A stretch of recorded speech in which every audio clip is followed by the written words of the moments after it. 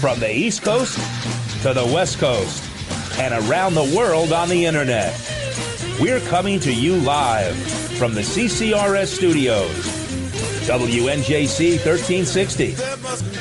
This is the Conservative Commandos radio show with your host, Rick Trader. The Conservative Commandos radio show, where the newsmakers go to be heard.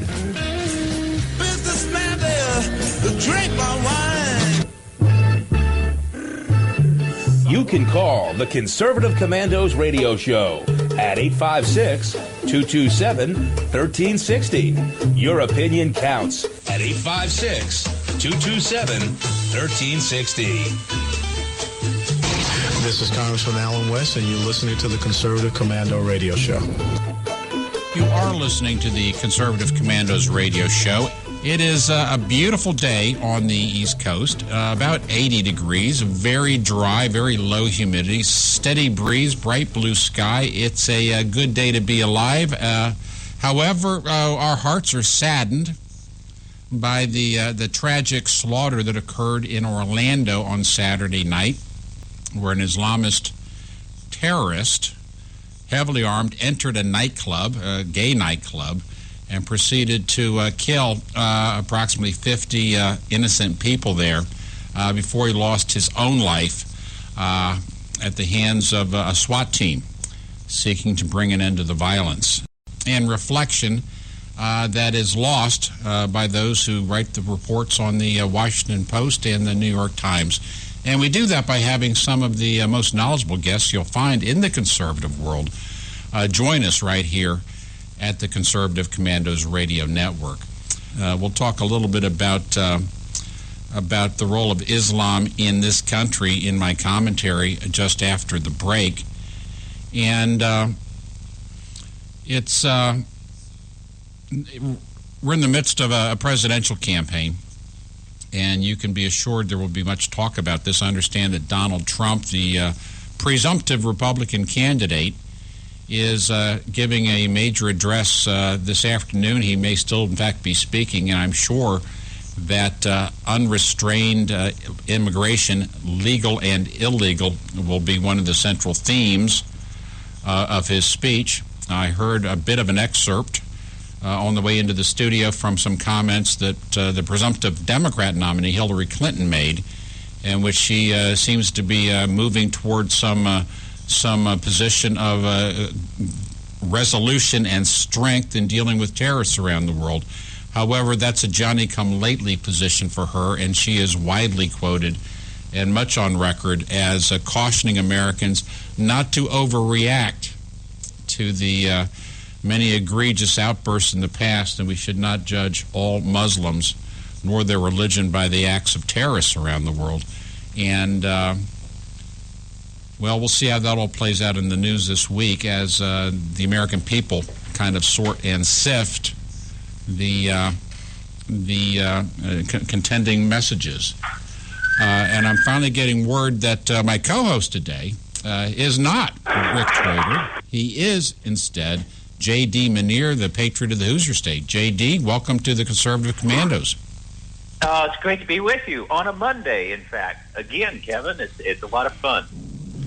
And I did not get word here in the studio that you were already hooked into the show, or I would have brought you into the discussion a few minutes earlier.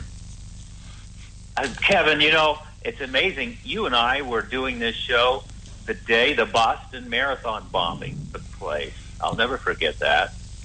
And here we have, and I'll just ask you some questions about the shooting in Orlando. 320 people in a gay bar called The Pulse, and it was a gun-free zone by Florida state law. And Colonel Alan West has pointed out since 1950, all but 2 of the mass shootings in America have taken place in gun-free zones. What's your thoughts on that? No, well, that's fact. That they were all, in fact, helpless.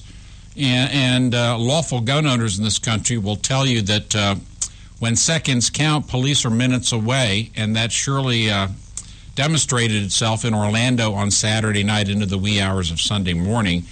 If there had been 2 people in that club who were equipped to defend themselves, this mad murderer would not have been able to take the lives of 49 and 50 people. It would have ended very quickly, and that's undeniable. That's undeniable, JD. That the people there were defenseless, and if there were only a few in that audience, or even on the staff at the club, who had concealed carry with them, they could have ended it quickly. You know, I heard Ben Carson talk about the possibility, and he said this before, and innocent people are involved in these terrorist attacks. He just recommends, can we rush the shooter? And, you had 320 people there, but it was mayhem. Thoughts come to my mind. Should there be public service announcements, somehow get instruction out to people, to kids in the schools and elsewhere, that sometimes all you can do is like the Shanksville, Pennsylvania Flight 93. You got to rush. Maybe we can get the word out. Yeah, but not to kids, not to kids in a school. But, you can rush the shooter. It's been successful in the past. There was 3 Americans and a Brit on a train out of Brussels. When an Islamic terrorist came out of the restroom, he apparently changed it into his killing garb, and he had some weapons in his hands. They were defenseless themselves, but they acted in unity, and as a group rushed him and tackled him to the floor and disarmed him before anyone would be killed. So, yeah, it is possible, but that won't be advice that we would give to any school child in the U.S., although we might want to have a couple of the faculty who are trained and able to handle firearms in the very remote instance that someone comes in with maliciousness on their mind. Well, I was thinking of Virginia Tech and some of these shootings in the universities. But other thoughts come to mind. Ted Cruz said last fall, he says it's a simple and undeniable fact, the overwhelming majority of violent criminals are Democrats. The media doesn't report that. Interesting side on that, but it's actually the truth. Here, once again, the guy was a registered Democrat. Yet they want us to, pivot and take away our firearms. That was sad when Obama pivoted and Hillary all talking about it's the fault of the NRA, says the New York Post, and they try to make it a banner now. The cause is gun control. No, it's not gun control. It's not gun control. It's not gun violence. It's Islamic terrorism is what it is. And as you rightly stated when you entered with your comments on the show a few minutes ago, we were doing the show a couple of years ago when the bombing took place at the Boston Marathon, and there were no firearms used there. Those were pots and pans. So it's the intent of the actor involved. It's not the inanimate object. And it's very unfortunate because I just had a conversation not 35 minutes ago with someone who asked me, I thought assault rifles were banned in this country because the media keeps reporting this story in Orlando as being a case where an assault rifle was used, and I guarantee you it wasn't. It was not an assault rifle. It was not an assault rifle. Assault rifles have been banned for a very, very long time. Assault rifles are military weapons designed for bursts of fire and continuous fire, and you cannot buy one of those in the U.S., and you cannot even get a conversion kit, or you're hard up against a whole lot of federal law.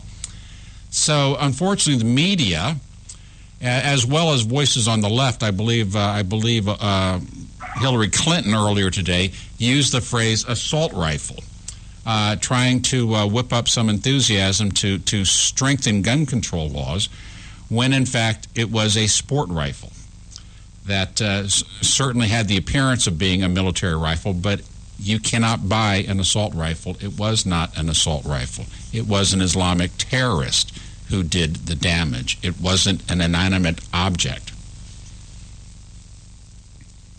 Listen to former Democrat CIA Director James Woolsey, and I know I work with him in the EMP Coalition with Frank Gaffney, and he said on the news this morning on Fox News, it's sad and deplorable, but for 7.5 years this administration has not taken on the Islamic terrorism, and they've given for 4 years given them a terrorist base in Syria and Iraq. I thought it was well said, but in a nutshell, that's where we are. The leadership of the Democrat Party is delusionary. Regrettably, the people in Orlando at that nightclub had their eyes opened in a very violent and unexpected way on Saturday night. But the leadership of the Democrat Party in this country is delusional. We're going into a break. You are listening to WNJC 1360 AM, our flagship station in Philadelphia. And the Conservative Commandos is available around the world on the internet with American Patriots Broadcasting, TalkStream Live, SHR Media, K98 Talk, iHeartRadio, Red State Talk Radio, and AM, FM at 24/7, theallenden.com. My name's Kevin Wade. J.D. Munir's with me. We're going to take a break for a few minutes, commercials, you know, and then we'll be back. They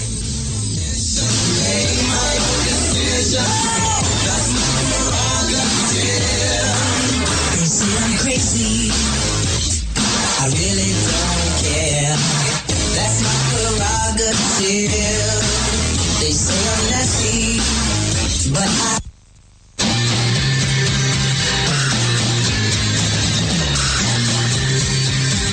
The Conservative Commandos radio show is expanding to become the Conservative Commandos radio network. We are establishing a front line of conservative radio broadcasters and ironclad patriots to declare war against the madness of liberalism and the Obama administration.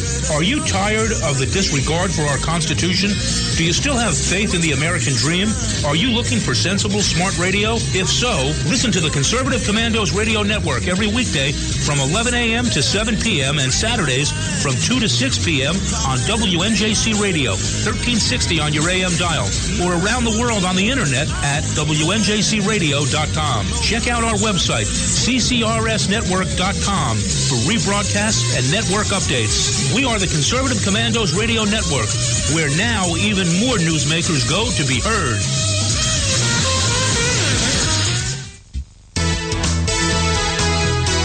Hi, we're David and Patty Barrickman of Wildflower Ridge Honey, beekeepers for 49 years. I want to tell you about a great survival and a multi-use product called Trail Rations. It is pure honey and a product of the USA. Trail Rations comes in a food-grade 12-ounce, very durable and reusable pouch, ready for immediate use or for long-term storage because honey is the only food that never spoils. Honey is instant energy and goes right straight to your bloodstream. Honey is one of the best all-natural survival foods, natural sweetener right straight from Mother Nature. Honey is also antiviral, fungal, and bacterial. It's your first aid in a pouch. Carry one in your backpack or your bug-out bag. Find us on Facebook, Wildflower Ridge Honey, or call 765-641-9972, 765-641-9972. I think we should make public colleges and universities tuition-free. Climate change is directly related to the growth of terrorism. Remove the federal prohibition on marijuana. Climate change poses immediate risks to our national security. I did not email any classified material to anyone. There is no classified material. Certainly well aware of the classification requirements. We have a lot to learn from democratic socialist governments that have existed in countries like Denmark, Sweden, Finland, Norway. This campaign is about a political revolution to transform this country. You know?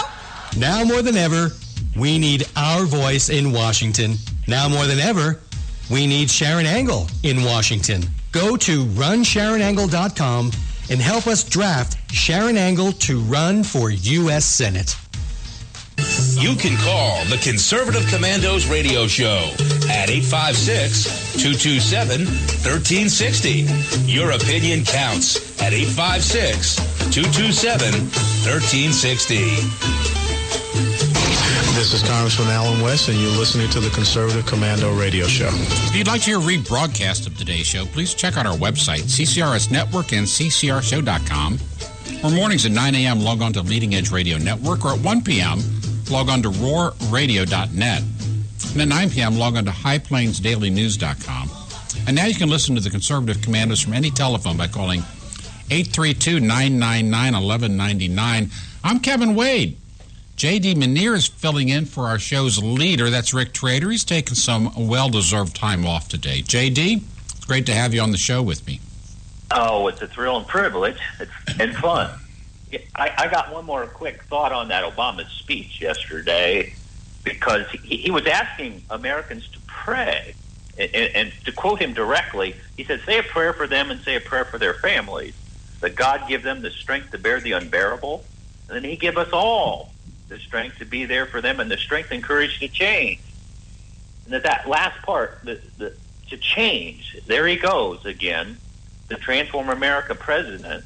You know, and am I to interpret this that he wants us to stop being bitter clingers to our Bibles and guns and homophobes? Well, that didn't sit well with me. He's a liberal, and he'll say anything at any time. What direction did he ask the audience to point when they said these prayers? I know. Good question. But let me do my commentary. Yes. Courtesy passes need to expire. That's the name of my commentary. The murderous Islamic terror assault on a nightclub in Orlando Saturday night claimed 50 lives. Again, a follower of Islam decided to kill in accordance with his understanding of the edicts of their holy book, like the attacks in San Bernardino, Chattanooga, Washington Navy Yard, Garland, Texas, Boston, Massachusetts, Fort Hood. One or more Muslims came to kill innocent Americans. And we must never forget the initial slaughter on September 11, 2001. All these tragedies are undeniable bloody demonstrations of Islam and the work of some of its followers in America today. I am not an Islamophobe, but I am an Islamo-realist. On the liberal left, at the summit of the Democrat Party, there are astounding delusions that have replaced any proportion of reason or logic or instinct for caution in protecting the security of the American people. These figures, President Obama, Hillary Clinton, Bernie Sanders, and all those in Washington, and most Democrat leaders down at the state and even the local level, are willfully blind. Their blindness to the nature of Islam is killing people here in our country.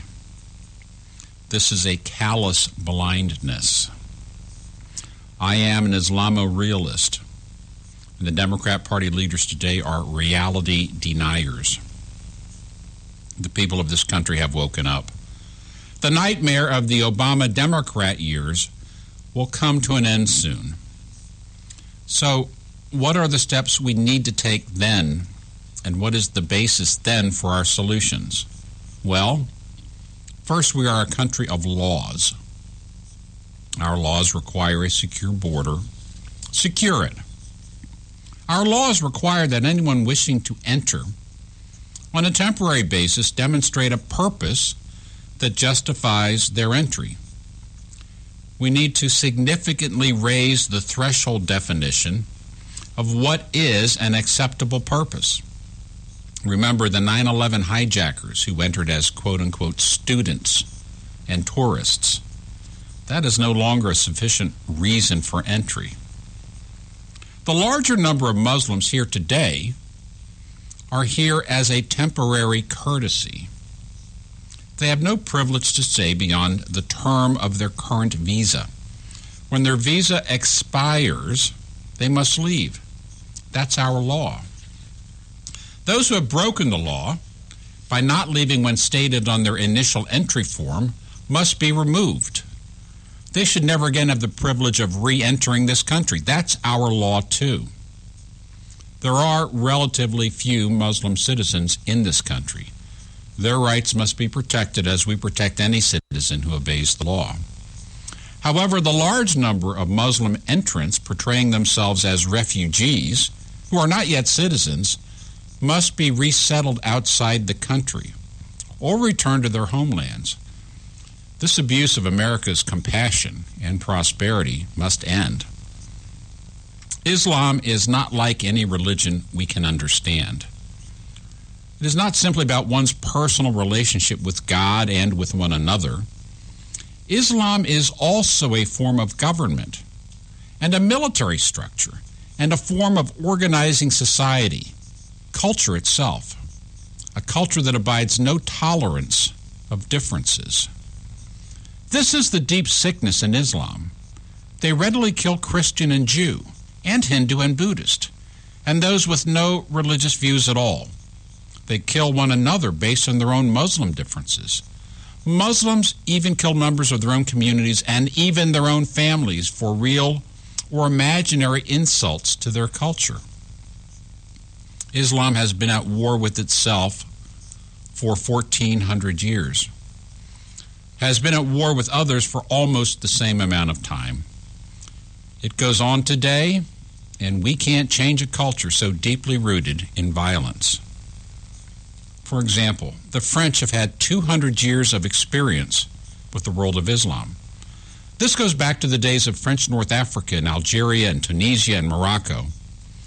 The brutal attacks in Paris show they have not been able to build a bridge of peace with Islam. If the French in 200 years couldn't create a peaceful coexistence, then it won't be done by us in the next few decades. That's a lesson for us. So is Orlando. The liberals will be quick to say that setting a different standard for Muslims is unconstitutional. Well, they will also be quick to be wrong. Our constitutional rights are for U.S. citizens. The liberals will say it's against the law. They will be wrong again.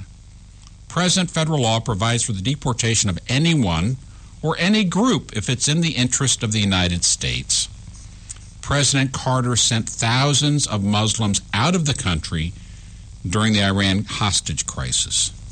There were good reasons for it, it was lawful, and it met with the consent of the American people.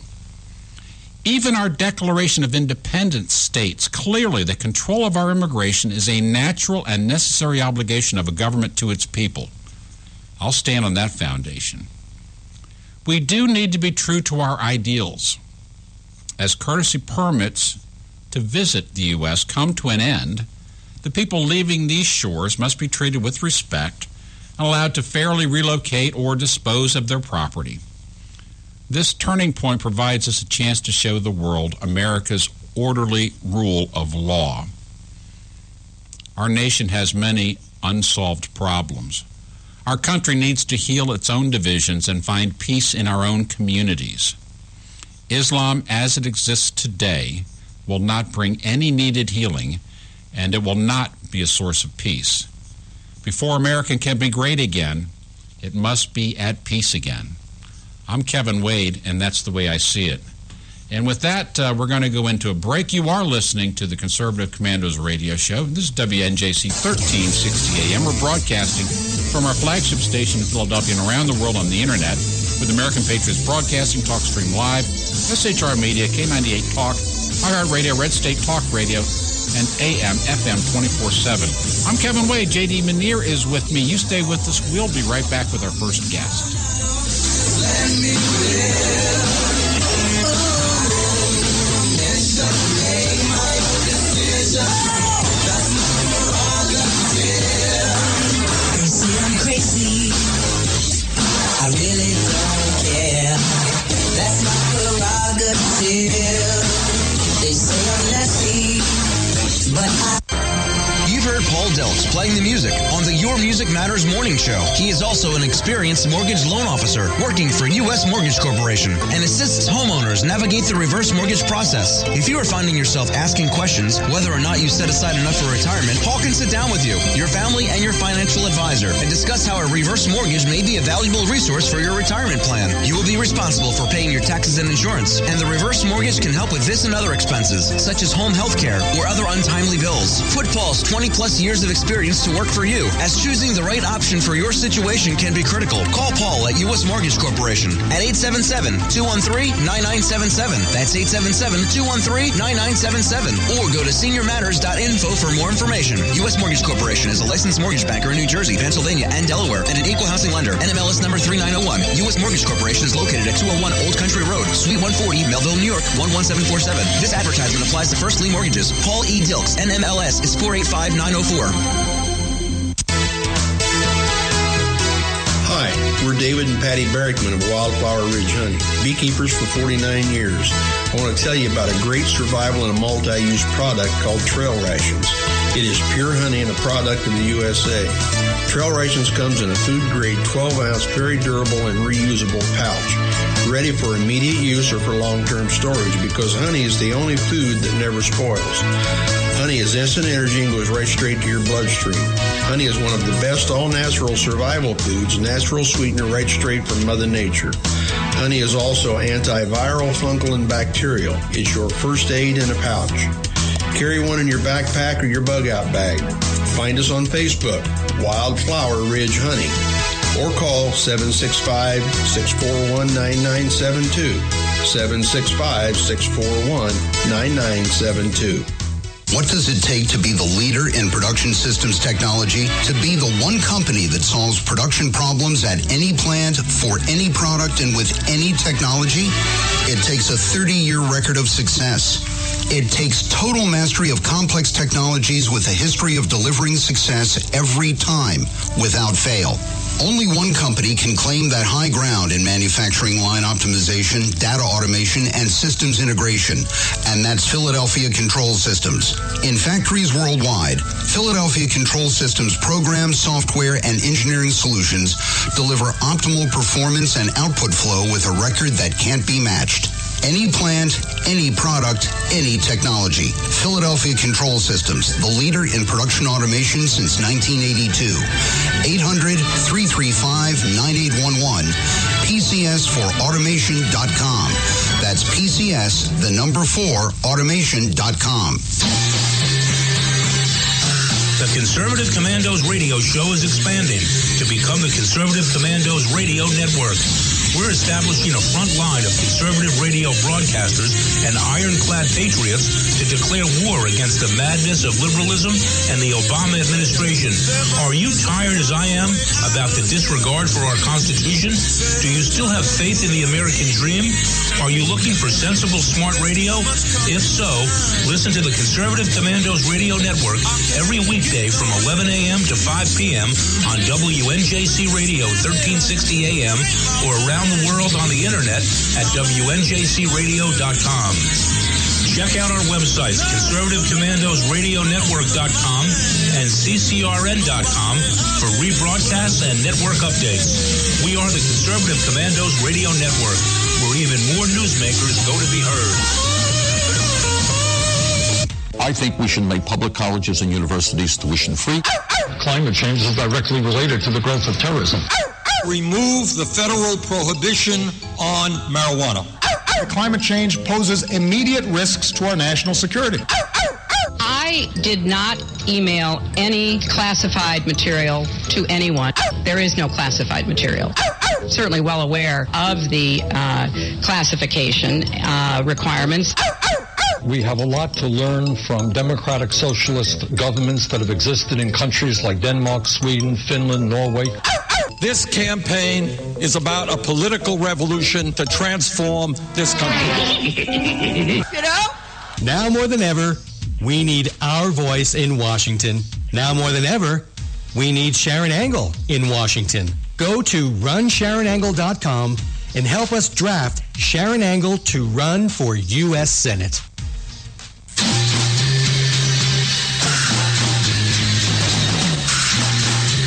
From the East Coast to the West Coast and around the world on the internet, we're coming to you live from the CCRS studios. WNJC 1360. This is the Conservative Commandos radio show with your host, Rick Trader. The Conservative Commandos radio show, where the newsmakers go to be heard.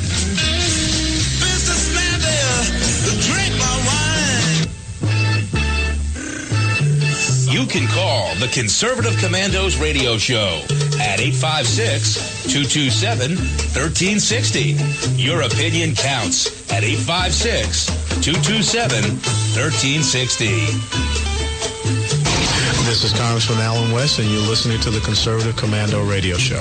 Hey, thanks for staying with us. You are listening to the Conservative Commandos Radio Show, and we're having a little bit of trouble connecting to our first guest, and so we're going to be a little bit delayed in bringing him on. And with that, JD, let me pass it over to you. I had about 12 minutes of commentary there, and I didn't give you a chance to get your opinions expressed. I thought that was a tremendous rant, if you will. Kevin, my gosh, that was really stellar. And just right on. You know, illegal immigration, terrorism, all that wrapped up in a beautiful message. And you know what? It's very akin, rings of what Teddy Roosevelt said, you know, about 100 years ago. We need to get back to an Ellis Island style immigration, that where people come here because they want to become Americans, and that's been left, especially by this party. You know, Ted Kennedy got this ball started back in the 60s, and it's progressed in bad fashion. Just way to go. Thinking too, also, you know, this guy's a soldier of the caliphate of America. Said ISIS, and the Omar, the killer. You know, and did anybody ask any questions? I listened to a lot of news over the weekend, Kevin, but did anyone just ask a simple question, what mosque he attended? You know, are they drilling down that way? Apparently they're looking into it now. Maybe that's closing the barn door after the horses bolted. Excuse me. It also appears that his father, who came here during the time of Jimmy Carter in 1980, has at times been a vocal supporter of the Taliban among the Pashtun community here in the United States. And I think we have to, sometimes we have to take a look at the terms and conditions under which people have been allowed to get their citizenship to determine whether or not they were misrepresenting themselves, because if you lie in those applications, you end up with a whole bunch of problems, and they can't be our problems. And with that, by the miracle of electronics, I understand that we have our first guest. Robert King is a healthcare correspondent for the Washington Examiner, and he's apparently reflecting on Obama's use of the Orlando attack to call for gun control. With that, I'll let Robert King fill us in on the details. Robert King, welcome to the Conservative Commandos radio show. Thanks for having me. Okay, you apparently have a column that's come out today. President Obama on Sunday used the tragic mass shooting in Orlando to call for more gun control measures. I'll let you pick it up.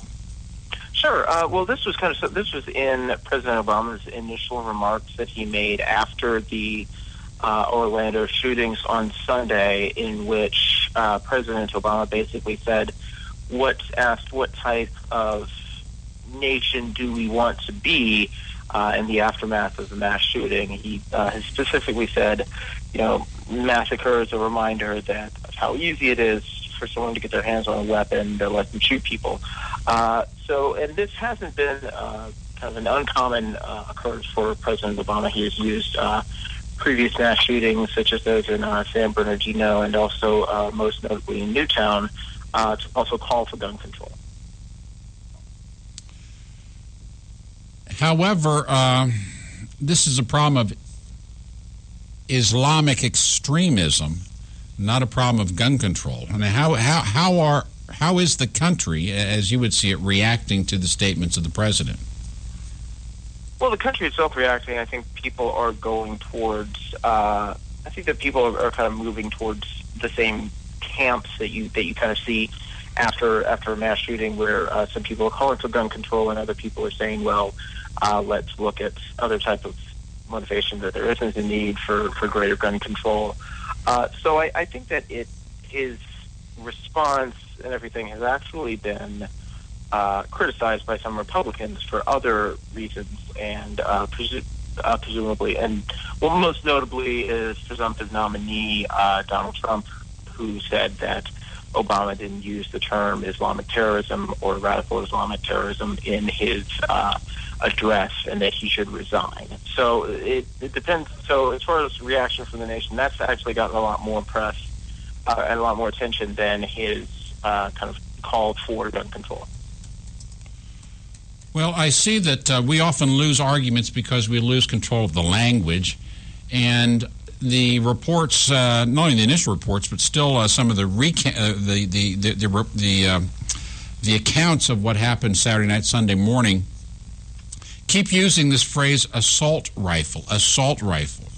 Now, you know and I know that assault rifles have been banned in this country for a very, very, very long time. And yet the media gets some type of free pass when they get the basic facts of the story wrong, and it creates the impression that we have assault rifles in abundance in the hands of crazy people, and that's not the truth. Yeah, and what you're saying to what you're referring to is, of course, the AR-15, which was used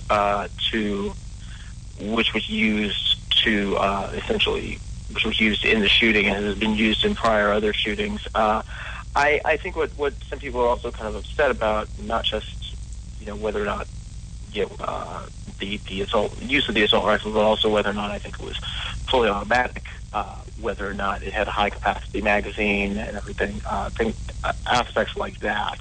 But I think I couldn't really say about terminology and everything. I was reporting on the shooting yesterday about terminology, No, but an assault rifle is a assault rifle term itself and everything. No, an assault rifle is a military weapon. It has the ability to fire in bursts or continuous fire. That's what distinguishes it. They come in all types of calibers and all types of magazine sizes, but what distinguishes a military rifle from a sporting rifle is a military rifle can be fired in bursts or in automatic. That's an assault rifle. It's used to assault fixed positions. And I see this word thrown out by the liberals when, in fact, assault rifles have been banned. You cannot buy such a rifle, and I don't think you've been able to buy one during my lifetime, to be quite honest. But that phrasing gets out there, gets attached to the story, and begins to create in the minds of many uninformed listeners or readers that there are vast holes in our present gun control legislation. Well, whether or not there are holes in the gun control legislation, I think that's essentially what's going to be coming up in the debate again. With this latest shooting, there's already been some discussion in the Senate. I believe Chris Murphy has already been trying to file more gun control legislation. And this is something that again comes up, with a mass shooting like this. Talks of gun control, like you said. President Obama mentioned it and everything in his speech. So it is, terminology and everything. Whether or not it's going to happen, that's part of kind of this greater debate. Essentially, I'd like to say is whether or not there are these loopholes, and that's going to be discussed, I believe, in the coming weeks in Congress. Yeah, but where will be that discussion about the loopholes in our immigration law and enforcement at the border? I mean, when is that discussion going to take place? Because I think this is a bit of a shell game down in Washington. This fella comes from a family who has a checkered background, and apparently there is some indication that the father, who emigrated here under the administration of Jimmy Carter in 1980, has expressed strong sympathies in public for the Taliban. And how did that escape the notice of our immigration authorities when he was spending his dozen years or so here before getting his citizenship?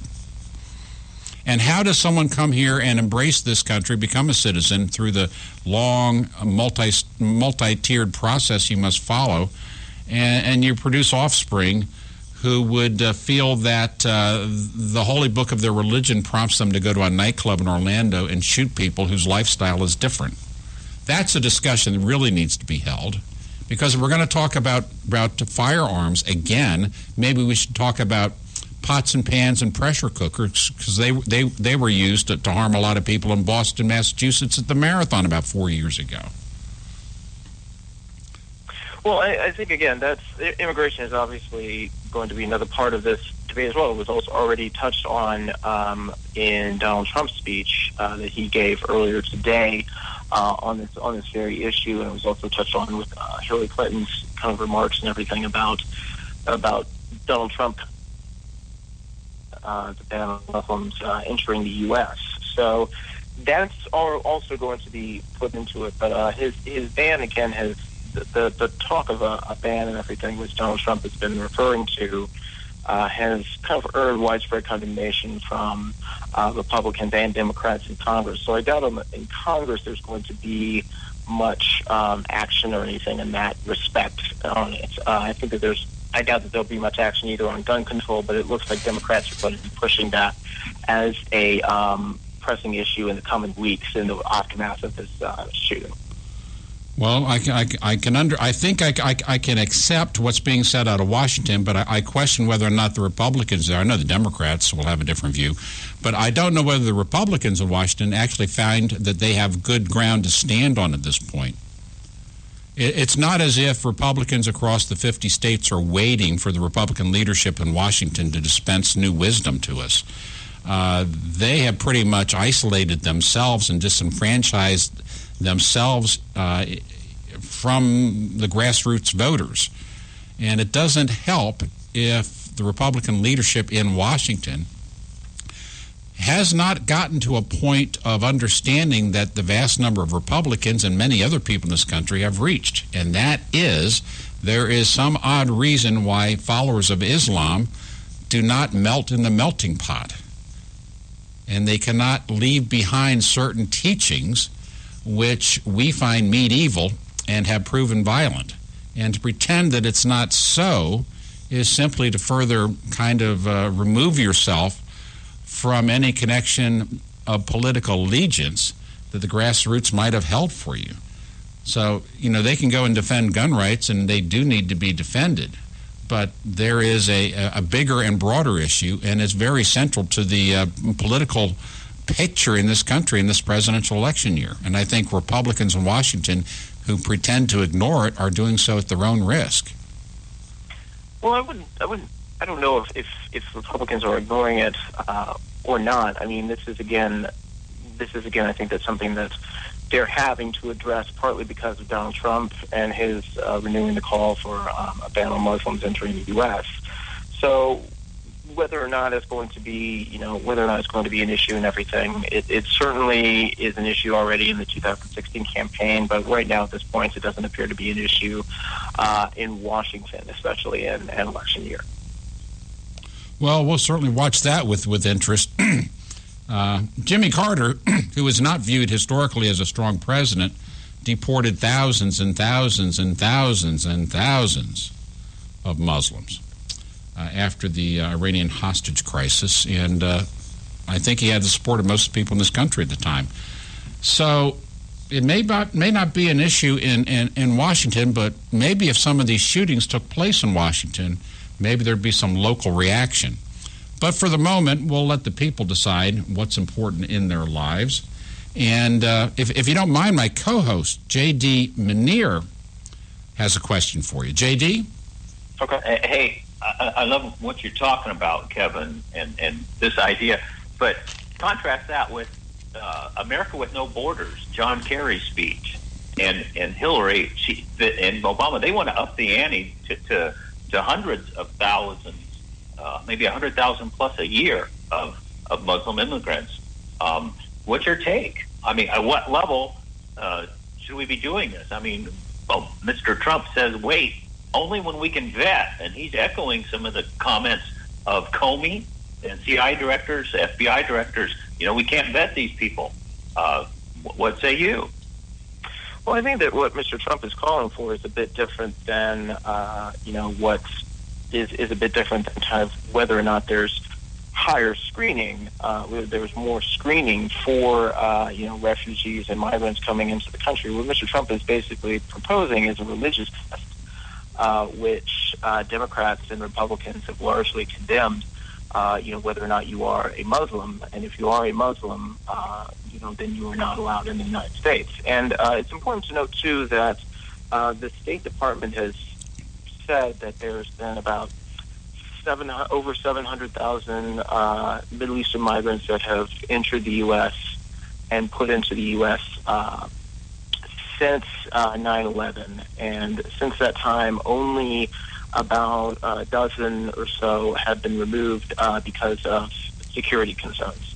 So the actual percentage of people and everything that whether or not there's this hotbed and everything, it seems to contradict some of the issues and everything that Mr. Trump has been talking about. But again, that's a bit different about whether or not screening and everything, I think.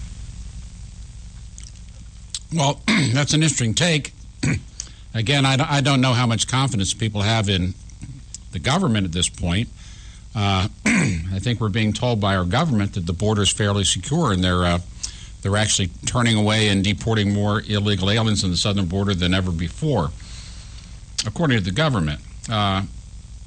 We do have the unfortunate fact that we keep finding American bodies about every 6 months, and we also know that there are a number of people who have lived in this country, who are of the Islamic faith, who have gone to fight for ISIS. And again, we don't know how many. We do know on occasion when they get killed because their families will disclose that information.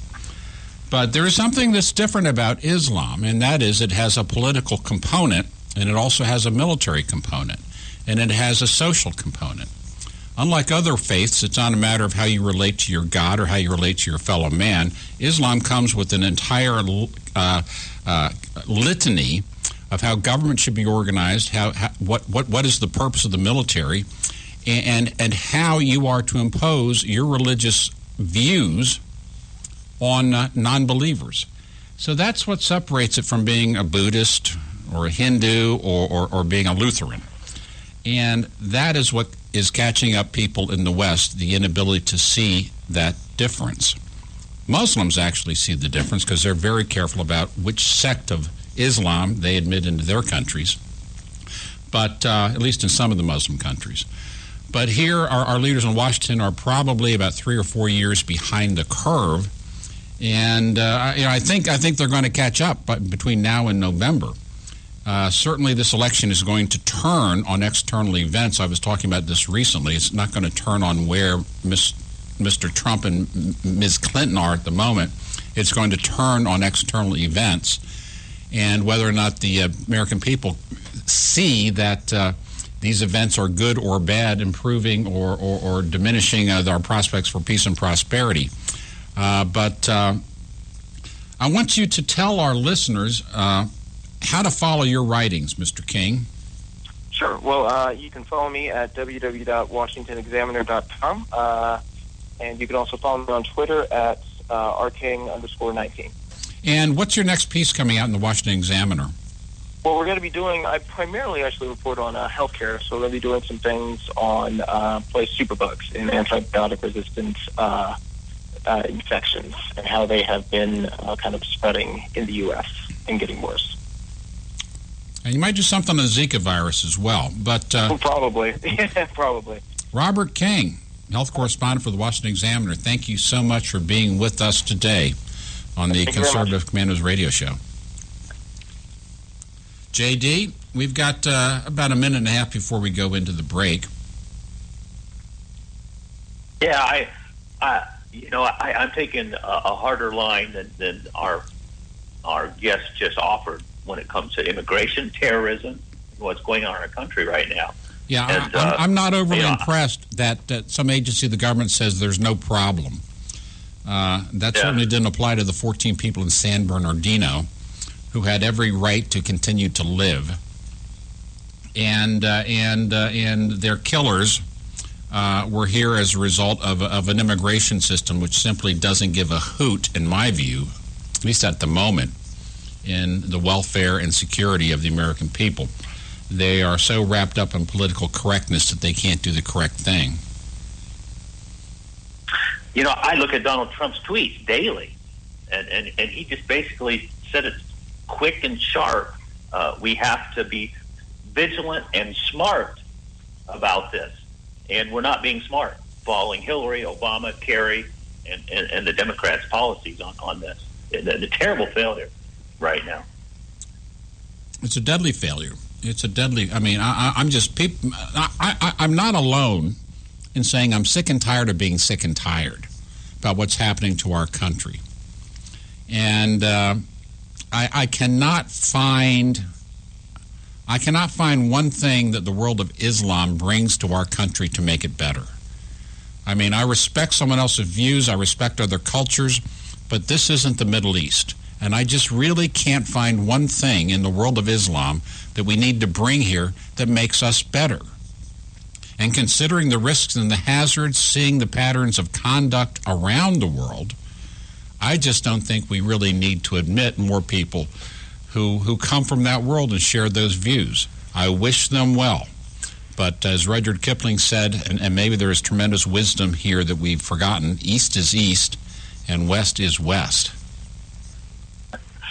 Yeah, and to quote Bob Hope in a song in a movie is, "And the wrong one I have chose."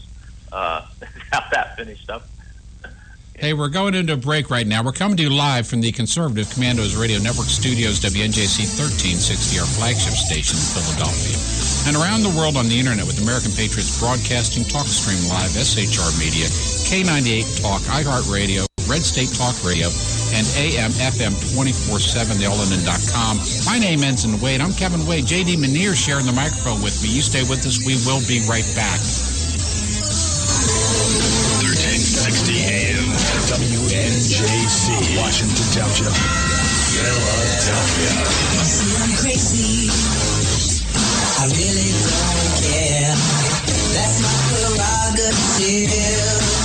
They say I'm nasty, but You've heard Paul Delks playing the music on the Your Music Matters morning show. He is also an experienced mortgage loan officer working for U.S. Mortgage Corporation and assists homeowners navigate the reverse mortgage process. If you are finding yourself asking questions whether or not you set aside enough for retirement, Paul can sit down with you, your family, and your financial advisor and discuss how a reverse mortgage may be a valuable resource for your retirement plan. You will be responsible for paying your taxes and insurance, and the reverse mortgage can help with this and other expenses, such as home health care or other untimely bills. Put Paul's 20-plus years of experience to work for you, as choosing the right option for your situation can be critical. Call Paul at U.S. Mortgage Corporation at 877-213-9977. That's 877-213-9977. Or go to seniormatters.info for more information. U.S. Mortgage Corporation is a licensed mortgage banker in New Jersey, Pennsylvania, and Delaware, and an equal housing lender. NMLS number 3901. U.S. Mortgage Corporation is located at 201 Old Country Road, Suite 140, Melville, New York, 11747. This advertisement applies to first lien mortgages. Paul E. Dilks, NMLS is 485904. Hi, we're David and Patty Barrickman of Wildflower Ridge Honey, beekeepers for 49 years. I want to tell you about a great survival and a multi-use product called Trail Rations. It is pure honey and a product of the USA.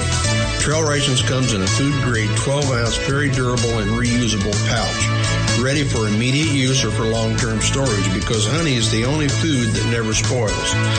Honey is instant energy and goes right straight to your bloodstream. Honey is one of the best all-natural survival foods, natural sweetener right straight from Mother Nature. Honey is also antiviral, fungal, and bacterial. It's your first aid in a pouch. Carry one in your backpack or your bug-out bag.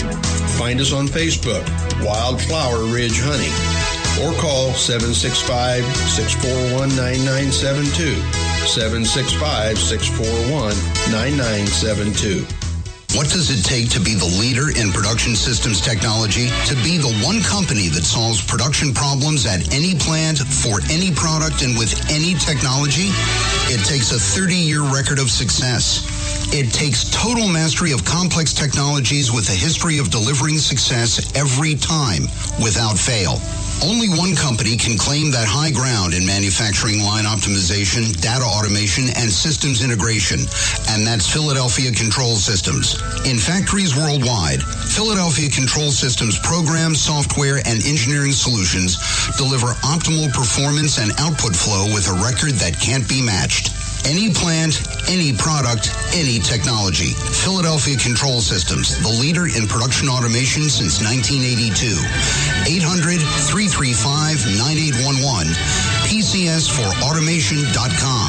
That's PCS, the number 4, automation.com. The Conservative Commandos radio show is expanding to become the Conservative Commandos radio network. we're establishing a front line of conservative radio broadcasters and ironclad patriots to declare war against the madness of liberalism and the Obama administration. Are you tired, as I am, about the disregard for our Constitution? Do you still have faith in the American dream? Are you looking for sensible, smart radio? If so, listen to the Conservative Commandos Radio Network every weekday from 11 a.m. to 5 p.m. on WNJC Radio 1360 a.m. or around the world on the internet at WNJCradio.com. Check out our websites, ConservativeCommandosRadioNetwork.com and CCRN.com for rebroadcasts and network updates. We are the Conservative Commandos Radio Network, where even more newsmakers go to be heard. I think we should make public colleges and universities tuition-free. Climate change is directly related to the growth of terrorism. Remove the federal prohibition on marijuana. Climate change poses immediate risks to our national security. I did not email any classified material to anyone. There is no classified material. Certainly well aware of the classification requirements. We have a lot to learn from democratic socialist governments that have existed in countries like Denmark, Sweden, Finland, Norway. This campaign is about a political revolution to transform this country. You know? Now more than ever, we need our voice in Washington. Now more than ever, we need Sharon Angle in Washington. Go to runsharonangle.com and help us draft Sharon Angle to run for U.S. Senate.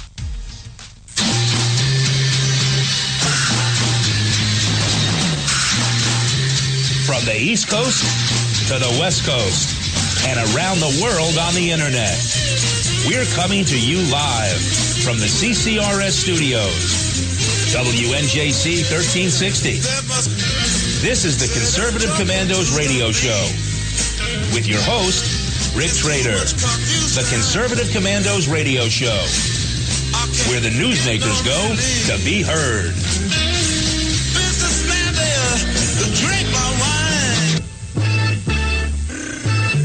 You can call the Conservative Commandos radio show at 856-227-1360. Your opinion counts at 856-227-1360. This is Congressman Alan West, and you're listening to the Conservative Commando Radio Show. Thank you, Colonel West. If you'd like to hear a rebroadcast of today's show, please check out our websites, www.ccrsnetwork.com and ccrshow.com, or mornings at 9 a.m. log on to Leading Edge Radio Network, or at 1 p.m. log on to roarradio.net, and at 9 p.m. log on to highplainsdailynews.com.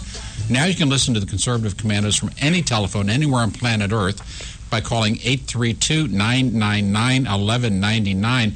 I'm Kevin Wade. My co-host is J.D. Manier, the great patriot of the Hoosier State.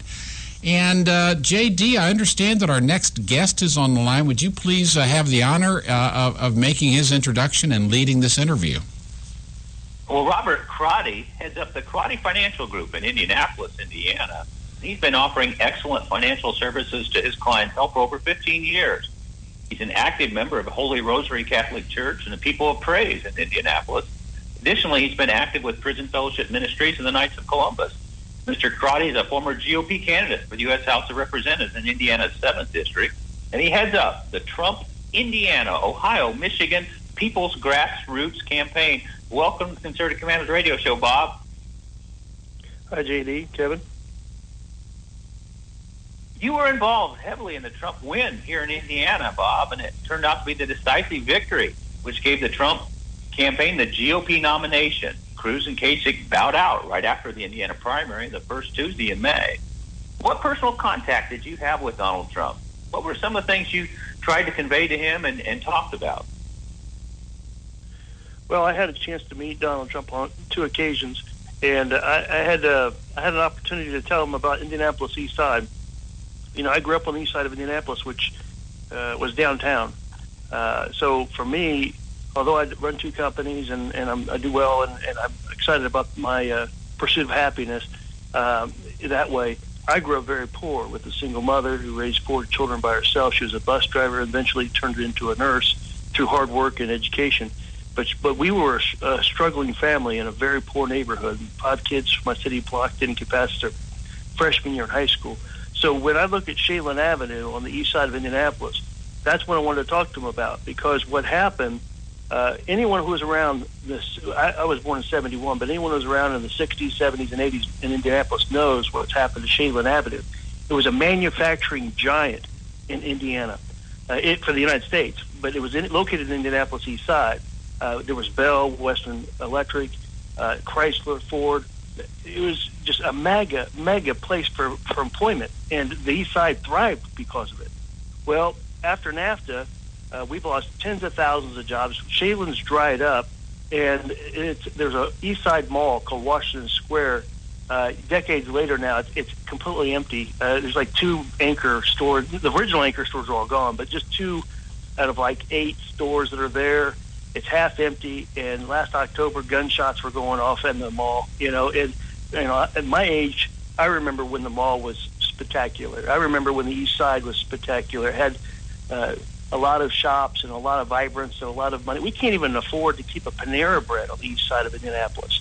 It's pathetic what's happened here, and I've been a part of the east side my entire life. I still kind of on the very edge of it, but I still live on the east side. And, that's why I told Donald Trump. I said, look, I was agreeing with him more or less, but I wanted to express to him, understanding the poor community I come from, what has happened, the devastation involved in all this. Well, that repeats across the country, and Trump is on top of that. He beat Cruz by 185,000 votes that day, and many of the pundits were predicting it was going to be too close to call or a Cruz win. It was a Midwest state like in Wisconsin where the GOP governor had endorsed Cruz, and Cruz had won that state just a month earlier. Tell our listeners, though, how did you help get the vote out for Trump? Because it was a resounding primary victory right here in the Hoosier state that changed the course of the presidency. Well, I've been politically active for about 30 years, which dates me back to 15. I grew up in a very Democrat politically active family.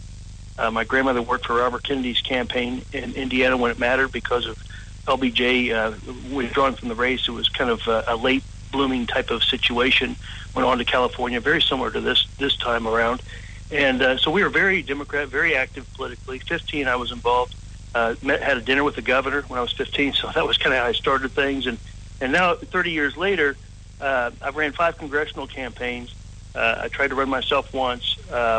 I worked Ross Pro State Headquarters in 1992. So I've been a member of both political parties, and I'm looking at this very, I look at FEC reports. I understand the detailed aspect of campaigning and what it takes to win.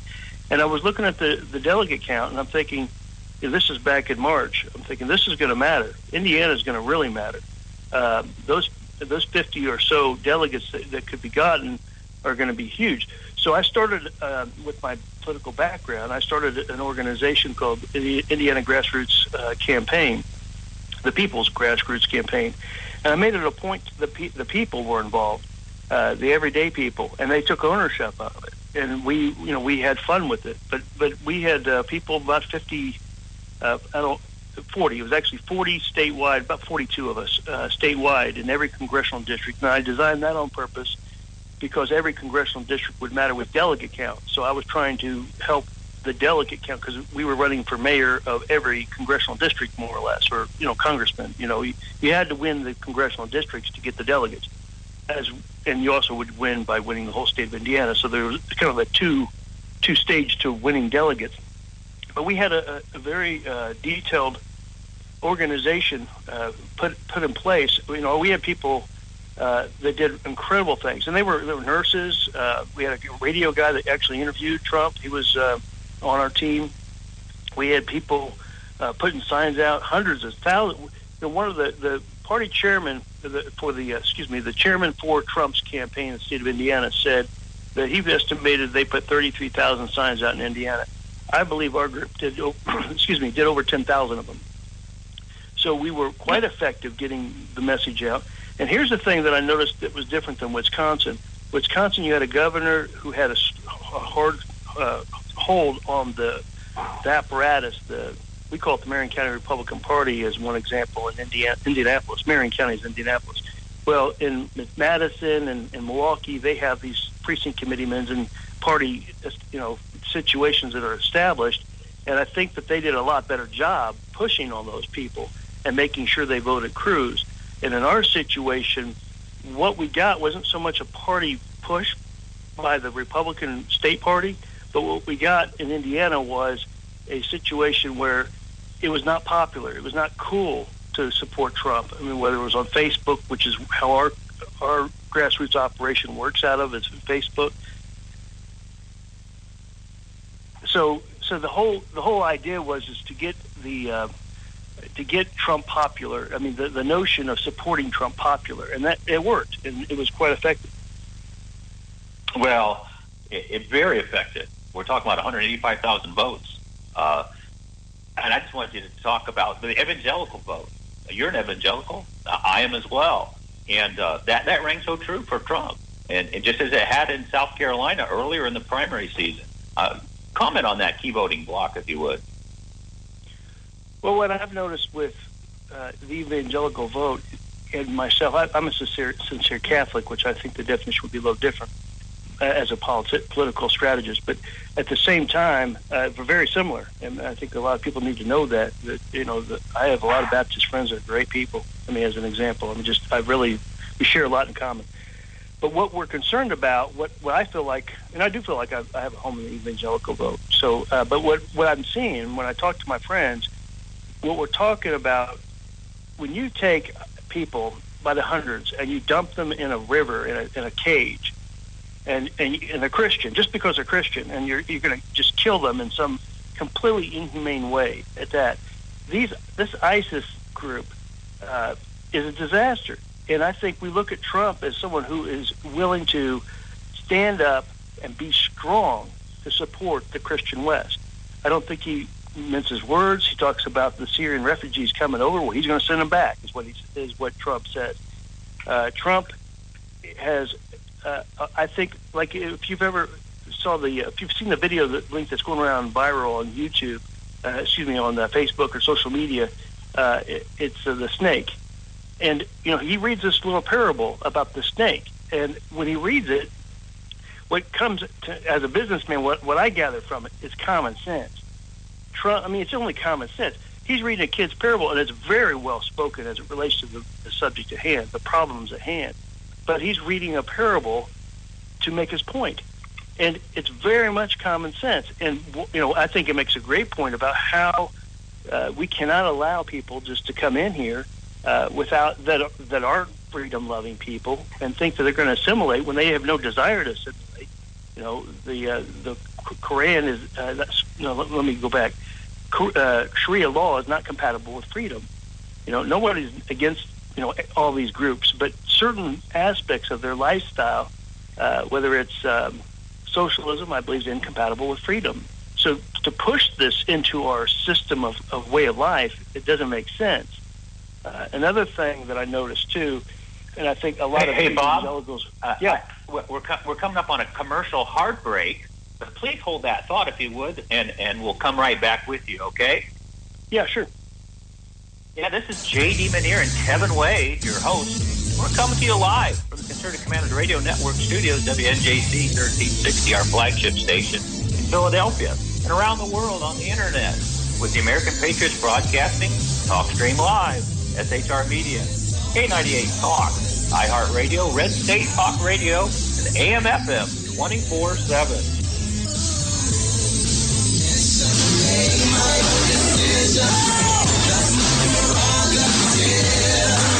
They say I'm crazy. I really don't care. That's my prerogative.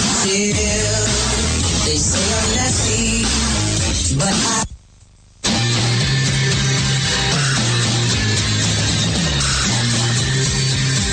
The Conservative Commandos radio show is expanding. to become the Conservative Commandos Radio Network. We are establishing a front line of conservative radio broadcasters and ironclad patriots to declare war against the madness of liberalism and the Obama administration. Are you tired of the disregard for our Constitution? Do you still have faith in the American dream? Are you looking for sensible, smart radio? If so, listen to the Conservative Commandos Radio Network every weekday from 11 a.m. to 7 p.m. and Saturdays from 2 to 6 p.m. on WNJC Radio, 1360 on your AM dial, or around the world on the internet at WNJCradio.com. Check out our website, CCRSnetwork.com, for rebroadcasts and network updates. We are the Conservative Commandos Radio Network, where now even more newsmakers go to be heard.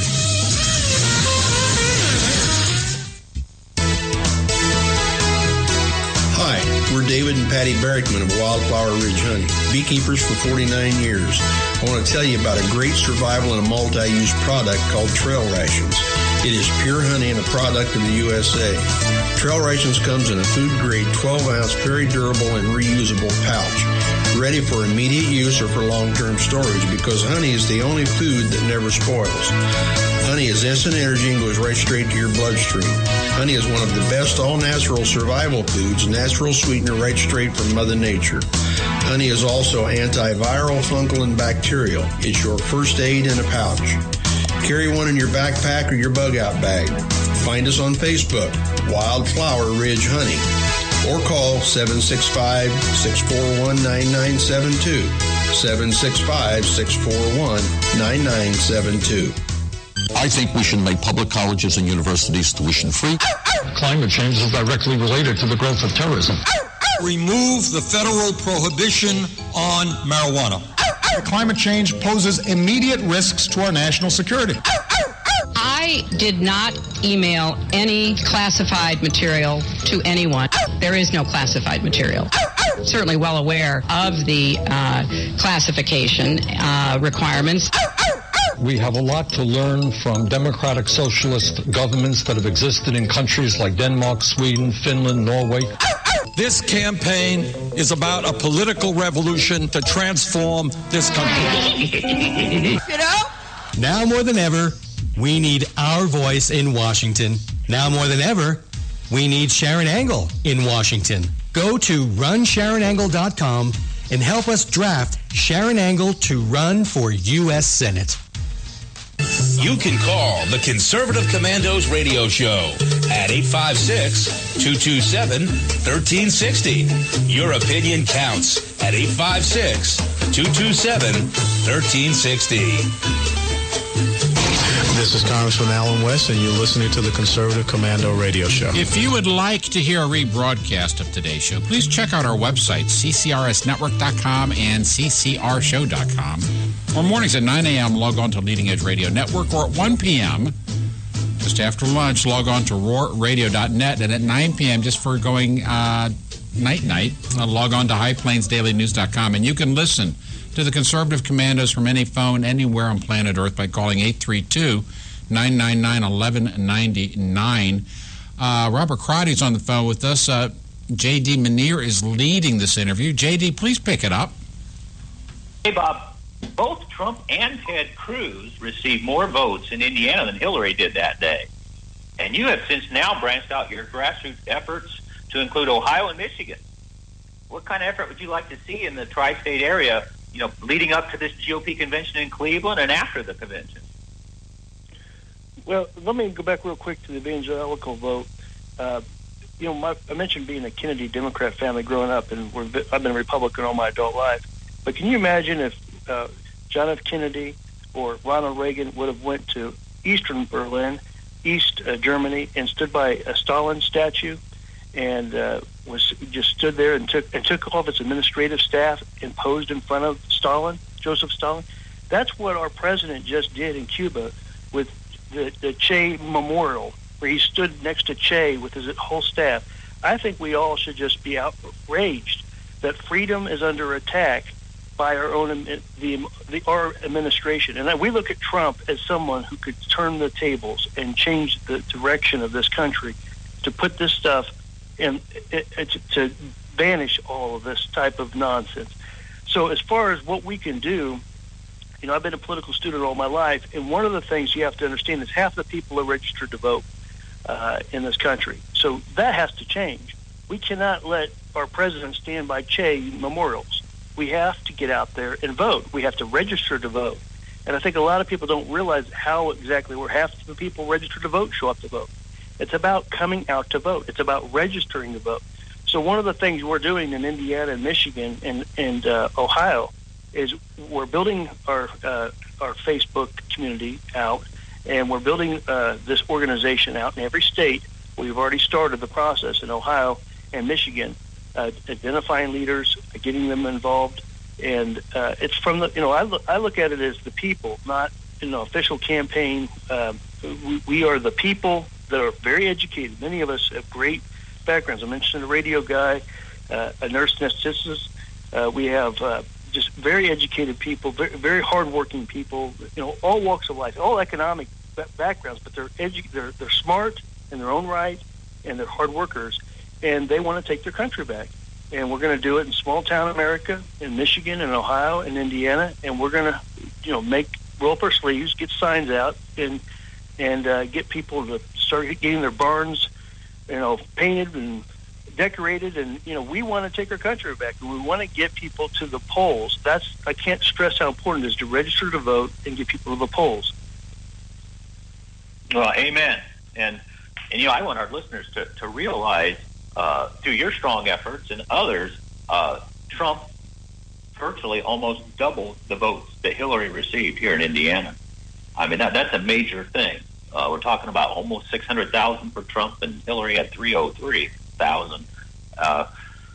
But our show airs. Our network, Conservative Commander Network, goes all throughout Philadelphia and Pennsylvania. There's Lancaster and there's a Pittsburgh area. We're broadcasting live right now, and so we can talk off the air. But hey, let's take this Trump train. Maybe you want to advance from Ohio east and get into Pennsylvania, Bob, because that's a key state, Pennsylvania, and I think Trump can take it. Well, Pennsylvania is important, and I would be involved in Pennsylvania if we were logistically in a situation we could support it. Pennsylvania is just, it's right there. I encourage everyone in Pennsylvania to do what we're doing. The everyday people, get yourselves organized and make something happen. Get people registered to vote. Get the signs out. Get the enthusiasm out. And don't wait till October. Let's do this in July and August. Yeah, amen. And, let's get back to what happened over the weekend. National security, combating illegal immigration terrorism. I mean, that's front and center in our minds. What took place in Orlando. Did you get to listen to Trump's speech? Now, we've been on the air live since 3 o'clock, and we were preparing. But talk a bit about Trump's leadership versus Hillary, Obama, and Kerry, and all the spinning they're doing. Well, I think it goes back to what I was saying about ISIS, and they're killing people, inhumanely. They're destroying churches. There's no religious liberty where they are. We have a administration. We talk about Trump talks about being smart and doing smart deals and making smart decisions. To leave Iraq after the fact, whether you were for the war or against it, left a huge vacuum, and that was not smart. To leave the oil in the fields for the ISIS to control and get money from was not smart. I mean, we can go down the list of things, and we have U.S. troops that are sitting there, paying the price for dumb decisions by these people. And I don't see Hillary Clinton as bringing anything better to the game than Obama. And I don't agree with most of what Obama's done as it relates to national defense and bringing Syrian refugees over. This is just insane. Why would you bring the people, if there's a chance that these people are ISIS that are coming over? The answer is no. And Trump understands that. Well, he does. And, and even if it's 1 out of 1,000, 1 out of 100, that's unacceptable. People are dying. And every 6 months, we were talking earlier in the show, Kevin had a tremendous rant, but every 6 months we repeat, multiple deaths, whether it be San Bernardino, whether it be Orlando, Chattanooga, all that's been going on. You are inspired, and as well as me and others, but you're inspiring people like no other time. This is critical, isn't it, Bob? This is a critical election. Well, the absurdity that they want to take our guns away, or at least I mean, if you listen to the rhetoric that Clinton and Obama, these people are serious. They really are trying to come to take our guns away. Now, how is that going to protect us at a McDonald's with 40 people in the store, and some weirdo comes up with a machine, semi-automatic gun, just, ISIS in the name of Allah, he's going to just do us all in. I mean, I've got a 45 on my back, and I'm telling you, I'm going to take him out. So, I mean, why Hillary and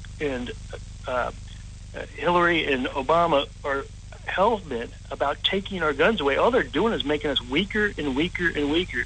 I think there was either Japan or China leader one time said never to come in the United States because there's a gun behind every blade of grass or something. I mean, yeah, we're ready, and we're ready to defend freedom, and we're ready to defend ourselves. And anyone who tries to take our guns away is not very well thought out. So I encourage the people in Pennsylvania out there in the farmlands to, talk to your brothers and sisters and your sons and daughters and get them to register to vote and to show up to vote. It's not enough to be registered to vote. You have to show up to vote. Hey, Bob, how can our radio listeners get involved directly and support Trump for Indiana, Ohio, Michigan, maybe Pennsylvania? Your grassroots campaign, can you give some kind of contact information, social media sites that they can go to? Well, if you search on Facebook, you would search Indiana Trump or Michigan Trump or Ohio Trump. Those are the three states involved directly with what I'm doing because we can support it with our team in place. We can support that. Pennsylvania is a distance away, but when I mean support, we are a ground game. We're not just a social media or a Facebook project. We are a ground game and a social media game. So we do have a Twitter site too, but it's Indiana and Trump, People's Grassroots Campaign. But what I would say to the people in Pennsylvania, I'm not going to drive to Pennsylvania. I can get to the west side of Ohio real easy. I can be there in an hour. But Pennsylvania's a ways away. I would say the people in Pennsylvania need to even replicate the whole thing themselves. But the main thing is getting people involved, teaming up, getting people to think like they're a team, to organize, use their talents, the everyday people. You don't have to be a campaign strategist, manager, or whatever else. You can make a difference because you have skill sets, and everybody in the team now, we use each other's skill sets, and we use each other as a team, and we all know when it's our turn to step up and do our part. So that's my encouragement to the people in Pennsylvania is you can't sit at this next 6 months or so, few months here, and watch TV on your couch. Turn the TV off and help Donald Trump get elected. Excellent. And Bob, we want to thank you again so much for coming on. God bless you and yours. We're coming to you live. This is JD and Kevin Wade, Conservative Commander Radio Show, in the Conservative Commander Radio Network studio, WNJC 1360, our flagship station in Philadelphia, and around the world on the internet with American Patriots Broadcasting, TalkStream Live, SHR Media, K98 Talk, iHeartRadio, Red State Talk Radio, and AM FM 24/7.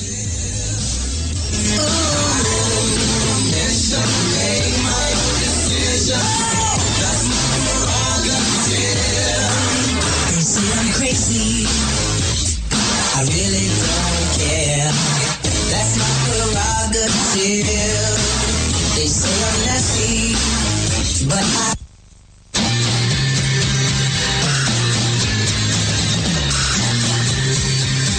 The Conservative Commandos radio show is expanding to become the Conservative Commandos radio network. We are establishing a front line of conservative radio broadcasters and ironclad patriots to declare war against the madness of liberalism and the Obama administration. Are you tired of the disregard for our Constitution? Do you still have faith in the American dream? Are you looking for sensible, smart radio? If so, listen to the Conservative Commandos radio network every weekday from 11 a.m. to 7 p.m. and Saturdays from 2 to 6 p.m. on WNJC Radio, 13 1360 on your AM dial, or around the world on the internet at WNJCradio.com. Check out our website, CCRSnetwork.com, for rebroadcasts and network updates. We are the Conservative Commandos Radio Network, where now even more newsmakers go to be heard.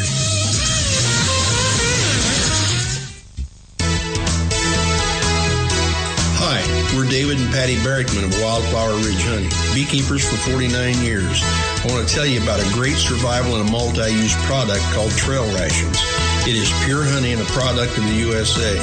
Trail Rations comes in a food-grade 12-ounce, very durable and reusable pouch, ready for immediate use or for long-term storage, because honey is the only food that never spoils. Honey is instant energy and goes right straight to your bloodstream. Honey is one of the best all-natural survival foods, natural sweetener right straight from Mother Nature. Honey is also antiviral, fungal, and bacterial. It's your first aid in a pouch. Carry one in your backpack or your bug-out bag. Find us on Facebook, Wildflower Ridge Honey, or call 765-641-9972, 765-641-9972. I think we should make public colleges and universities tuition-free. Climate change is directly related to the growth of terrorism. Remove the federal prohibition on marijuana. Climate change poses immediate risks to our national security. I did not email any classified material to anyone. There is no classified material. Certainly well aware of the classification requirements. We have a lot to learn from democratic socialist governments that have existed in countries like Denmark, Sweden, Finland, Norway. This campaign is about a political revolution to transform this country. You know? Now more than ever, we need our voice in Washington. Now more than ever, we need Sharon Angle in Washington. Go to runsharonangle.com and help us draft Sharon Angle to run for U.S. Senate. You can call the Conservative Commandos radio show at 856-227-1360. Your opinion counts at 856-227-1360. This is Congressman Alan West, and you're listening to the Conservative Commando Radio Show. Thank you, Colonel West. You are listening to the Conservative Commandos Radio Network. If you'd like to hear a rebroadcast of today's show, please check out our website, ccrsnetwork.com and ccrshow.com. Or mornings at 9 a.m., log on to Leading Edge Radio Network, or at 1 p.m., log on to roarradio.net. And at 9 p.m., log on to highplainsdailynews.com, and you can listen, as always, to the Conservative Commandos from any telephone anywhere on planet Earth by simply calling 832-999-1199. That's 832-999-1199. I'm Kevin Wade. It is a Monday, 13th of June. We always kick the show off with top guests, and we're going to wrap this first show of the week off with two great guests, Andrew and Adam Marr. Andrew is a former Special Forces Green Beret and presently CEO of Warriors Angel Foundation, an organization whose sole purpose is to stop the suffering and deaths of veterans with traumatic brain injuries. While operating as a Green Beret, Andrew performed the duties of a breacher, which basically means he blew open the doors of terrorists. This meant he was exposed to blasts in various forms on a variety of missions. The constant bombardment to explosive ordnance was silently crushing Andrew. He suffered numerous traumatic brain injuries, which resulted in his medical retirement. Once an elite performer in life or death moments in the war, he couldn't even remember how to drive home. He started struggling with cognition, memory, behavior, alcohol, all symptoms common with TBI. The conventional treatment he received from the VA did not help, and so his journey to find a solution began. Warrior Angels Foundation provides personalized medicine that pinpoints and treats the underlying condition for U.S. service members and veterans who have sustained traumatic brain injury while in the line of duty. Also, Adam Marr, former Apache helicopter pilot and co-founder of Warrior Angels Foundations. He deployed from 2010 to 2011 as an aviation platoon leader for Operation Iraqi Freedom and Operation New Dawn. And together, we've got this great duo. as our final set of guests today, Monday, the Conservative Commandos radio show. Welcome, Andrew and Adam. Okay. Thanks. You first of all, on behalf of every single one of our listeners, thank you both for your service and for your sacrifice. Absolutely, you're welcome. And you have you've decided to climb higher mountains now with Warrior Angels Foundation. This is no small thing. This is no small thing at all. My wife works in as a registered nurse, and she works in a variety of settings. And brain injuries are very, very difficult, both for the person with the injury as well as those who care and love for him or her in their world. And you're trying to do what apparently the Veterans Administration had failed to do. I'll let you pick up the story from there. Yeah, so great opening, Kevin. What we're doing is exactly what you're saying. We're challenging the status quo and by offering a superior alternative. And what it is treating, like you said in the opening, the underlying condition for traumatic brain injury, post-traumatic stress.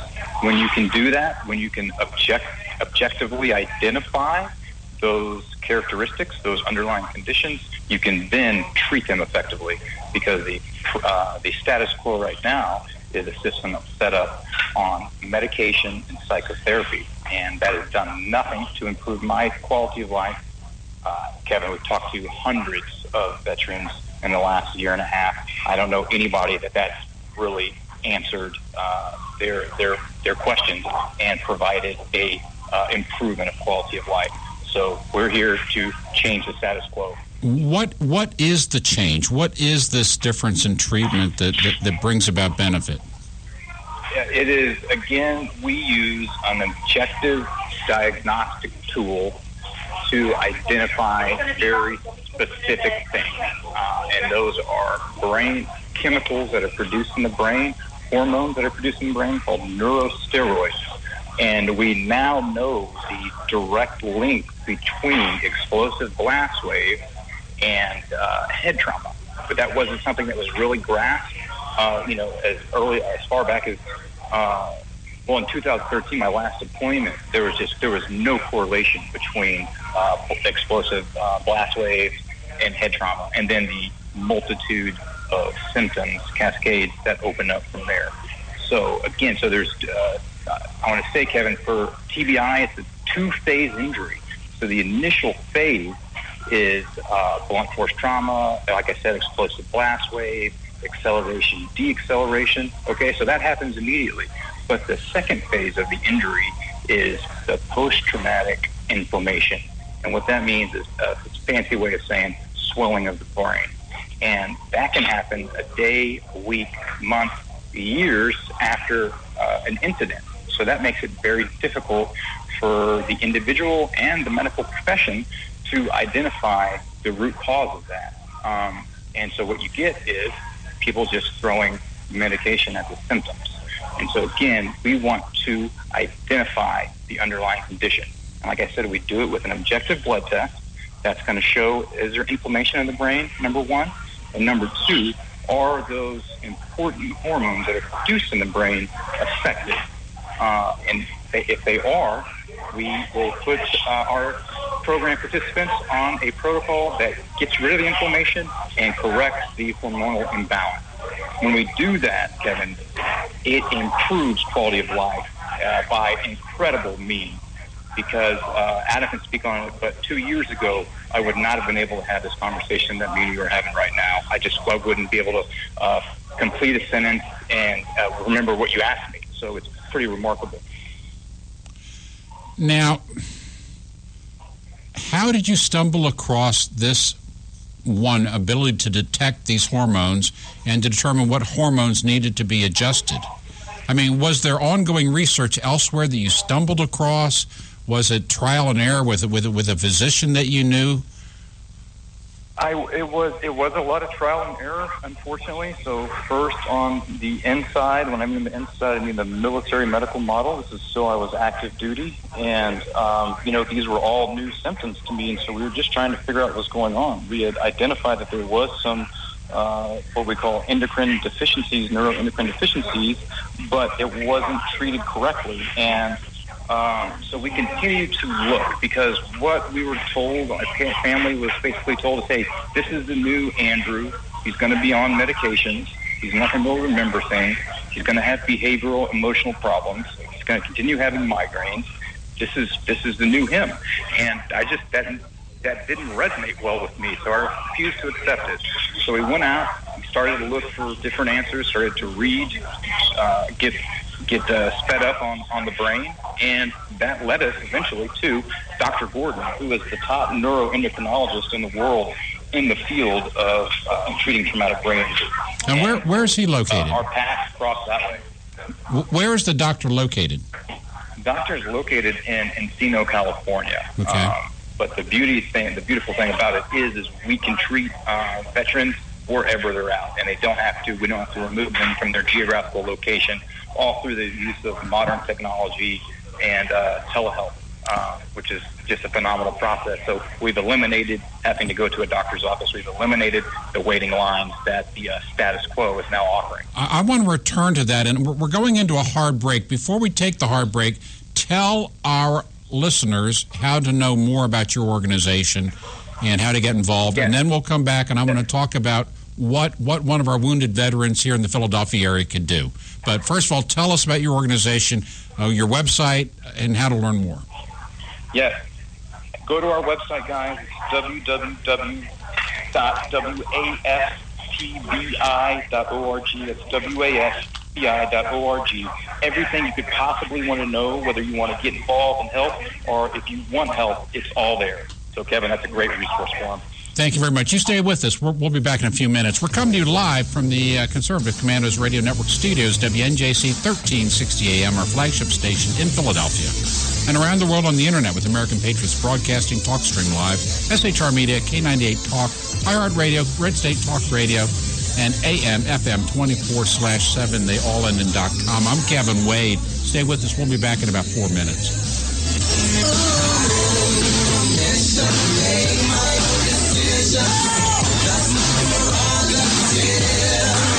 They say I'm crazy, I really don't care. That's my prerogative. They say I'm nasty, but I...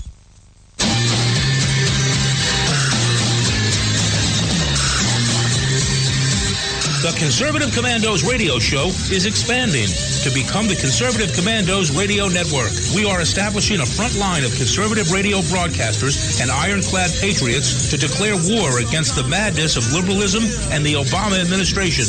Are you tired of the disregard for our Constitution? Do you still have faith in the American dream? Are you looking for sensible, smart radio? If so, listen to the Conservative Commandos radio network every weekday from 11 a.m. to 7 p.m. and Saturdays from 2 to 6 p.m. on WNJC Radio, 1360 on your AM dial, or around the world on the Internet at WNJCradio.com. Check out our website, ccrsnetwork.com, for rebroadcasts and network updates. We are the Conservative Commandos Radio Network, where now even more newsmakers go to be heard.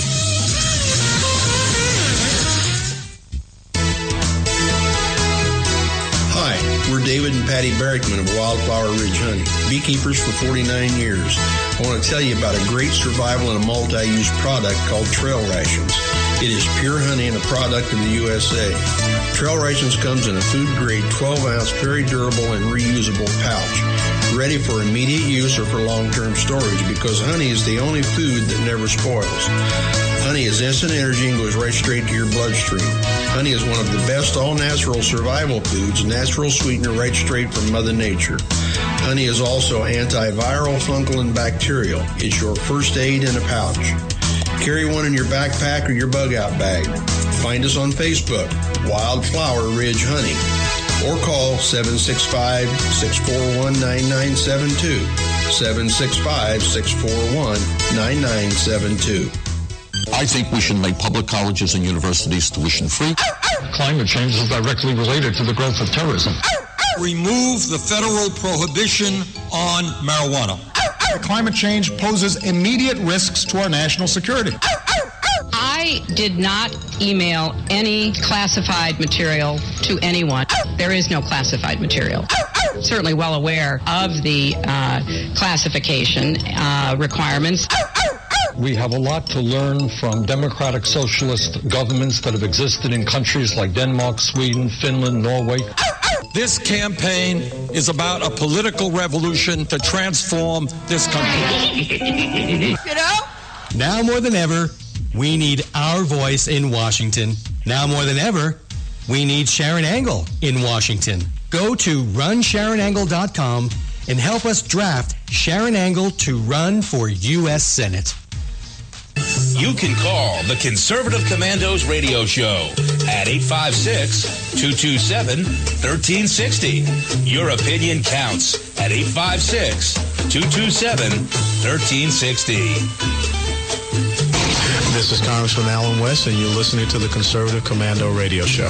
You are listening to the Conservative Commandos radio show. If you'd like to hear a rebroadcast of today's show, please check out our websites, CCRS Network and CCRshow.com. Or mornings at 9 a.m., log on to Leading Edge Radio Network. Or at 1 p.m., log on to roarradio.net. And at 9 p.m., log on to highplainsadailynews.com. And you can listen to the Conservative Commandos from any phone by calling 832-999-1199. We're on the phone with Andrew and Adam Marr. They've founded an organization called Warriors Angels Foundation that provides personalized medicine that pinpoints and treats the underlying condition for U.S. service members and veterans who have sustained traumatic brain injury while in the line of duty. Andrew and Adam, thank you for staying with us. Now, we spoke just before the break about really the remarkable progress that you've made, Andrew. If I'm a veteran in the Philadelphia area or listening somewhere around the country on the internet, and I've got brain injury, or I'm the spouse of someone who has brain injury in the line of service, who do I contact? What's my next step?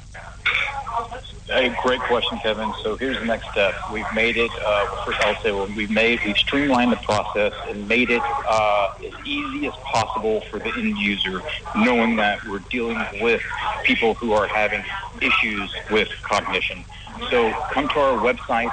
There you will see, you click on the icon, push our drop-down menu, and you click on Get Support. There you put in your basic standard name line information, and you'll hit Submit. That will generate an automatic email response that will go to your email with detailed follow-up instructions. The instructions are something that can be done in sequential order, and it's extremely easy. Just follow the process by the numbers, and you'll fill out from there, Kevin, a detailed health questionnaire, all done through the internet. And we've got a HIPAA-compliant, encrypted database where we keep everything. So you finish that information, get it back to us, we'll receive it, and then once you at that point you've met all our prerequisites. If you get cleared for funding, when we have allocated funding for you, the email will go out letting you know what's going to happen next, the next process. And that is we'll take your file, give it to Dr. Gordon's office, and then we'll send you a blood kit to your physical location there in Philly. All right, so our lab is in Florida, Access Medical Labs, which is one of the most premier labs in the country. So they're going to send that to your physical location, like I said, in Philly. You'll receive it. We'll send a mobile phlebotomist to your house to draw your blood. All right, they'll draw it, then they'll send it back to Florida. They'll process that, get the results, send those results via the internet to Dr. Gordon. He'll write up a detailed report on the findings, all right, on the specific blood panels that they're looking for. From then, we'll make planning considerations to have you in Philly Skype Dr. Gordon in California through, like I said, through Skype, and he'll go over everything that the results had shown in detail. And at the end of that, we'll explain what kind of protocols he wants to do specifically for your case. And you guys will both come to an agreement on that. And then that will be the end of that phone call. We'll send us the invoice after that phone call. We'll fund it, and your protocols will go to you that day or the next business day. And we'll do follow-up labs every 90 to 120 days to get the objective findings on is what we're doing actually working. All right. But as you mentioned, you actually begin to sense the benefit fairly quickly. So everybody's protocols, everybody's what we find wrong, so to speak, is different. All right. So there's no two injuries. So what we want to say here is we give an individualized approach to, again, identify the underlying condition. What we've seen on average is 2 to 4 weeks, people start to notice an improvement in quality of life. And typically that starts with sleep, and then anxiety, depression symptoms start to reside, physical health improves, and you start the process of coming back to life. And again, that usually happens on average about 2 to 4 weeks. Now, we have had some people that took, the 3 to 6 months to start responding, and here's why. That's why it's important to get those follow-up labs within. We can take the objective measurement and say, okay, this person is still deficient in these areas. We may need to make tweaks based off their physiological system and treat that accordingly. And then, again, when you do that, people get better. Kevin, when you identify inflammation, when you identify the neurosteroid deficiencies or insufficiencies, and then you get rid of the inflammation, you replenish those hormones, quality of life improves every time. Well, that regimen of replacing the hormones, is that a lifetime commitment, or is this a temporary bridge until your brain recovers and produces its own necessary hormones? That's a great question. Everybody is different. What the scientific literature supports is if you are shown to be deficient in one of these important steroids, let's just say testosterone, the odds of your pituitary gland starting to function again are low. There's a low probability. It doesn't mean that it can't happen, but statistically, it's a low probability. So I try to explain it like this. A person on insulin can come off of insulin with improving diet and other external factors, but that might not work for everybody. So some people are going to have to continue to take insulin while they're being a diabetic. Same thing applies here. You had your pituitary gland is damaged. We have to replace it with the right hormones that your body no longer produces, and so you very well may have to stay on that for the rest of your life. But again, when you look at what you gain from that, and I have to take this, for the rest of my life, it's nothing, Kevin, nothing, because I have my life back. I'm able to function. I'm able to have clarity of mind and be a father, be a husband, have a job. Try to help others, you know what I mean? So it's pros and cons here. The pros far outweigh the cons. How many people have you been able to help? I want to bring Adam into this. Adam, you want to talk about how many people you've been able to help and kind of your perspective on the foundation? Yeah, definitely. We've been able to help 120 veterans to date since inception, and that's as of January of last year. So while we are a relatively young foundation, we're making incredible strides and continue to do so. Andrew has gone in depth and told you, the science behind the foundation and how we're kind of revolutionizing by bringing world-class treatment right into the veterans' living room. It's essentially like equivocating, hey, we want to be smarter, we want to be faster, and we want to deliver it right to your house, right? So we're essentially the Amazon of veteran healthcare right now. And it's fantastic, because we can cut costs. We don't have to have a brick-and-mortar facility. And all these things help us to put more money, more treatment, more effort all into these veterans. And that's veterans like my brother that was, an incredibly elite Special Forces Green Beret at the pinnacle of success in his life. And then from all these ailments, from his traumatic brain injury, he was 180 degrees different. He was a shell of the person that he was, and I saw it firsthand. It was incredibly scary, and we didn't have these answers. We found these answers on our own because the veteran affairs and the military medical model system was failing us, and it almost killed Andrew. What does the VA system say today about Andrew's progress? So we've through investigative journalists, through Dr. Gordon and connections, and through our own volitions, tried to reach out to them, and right now they're not willing to have the discussion. And I know Andrew can talk in depth about it as well, but the simple answer is it's an upward battle. It's a war of attrition through the Department of Defense, through the Veteran Affairs, and through legislation. And that's why Warrior Angels Foundation exists in the meantime, because we're providing a solution that nobody else is. And we can only do that through organic donations, because we don't have a multi-million-dollar budget.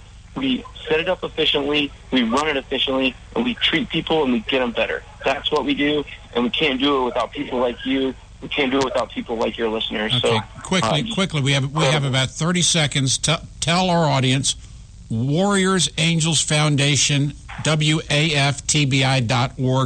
Tell them how to go and find out how to get help and how to give help. Hey, WAFTBI.org. You can sign up for support. You can click to donate. We have a fundraising campaign. Andrew's competing at West Point this week, throwing shot put and discus. We can't do it without you. And if you know somebody that needs help, please send them to our website. Thank you, Andrew. Thank you, Adam, for your service and what you're doing for veterans right now. God bless you. Thanks for being on this show. Pleasure. Thank you for having us. Well, that's another show wrapped up. Great guest. Inspirational story, in fact, at the end. Maybe we can have some follow-up on them coming up into the future. I want to thank all of our listeners for being with us. You are why we are here. God bless. Godspeed. And may God save the United States of America. 1360 AM. WNJC. Washington Township, Philadelphia. This is President Barack Obama. When I'm in Arkansas, which is about, I don't know, never, I almost always avoid listening to what you in the after state refer to as the truth. Not sure what that is, or its importance. Anyway, back to Doug and Blaine. When you're in these positions, the last thing you want to do is interfere with any other process. Greetings from Arkansas. Here it is. Doug and Blaine explain the game. I wish they wouldn't do that. And welcome to Doug and Blaine Explain the Game. Well, as the election gets closer, Blaine, the game gets thicker. And this is Doug Driesel and my usually jovialer sidekick, Mr. Blaine Davis, on the other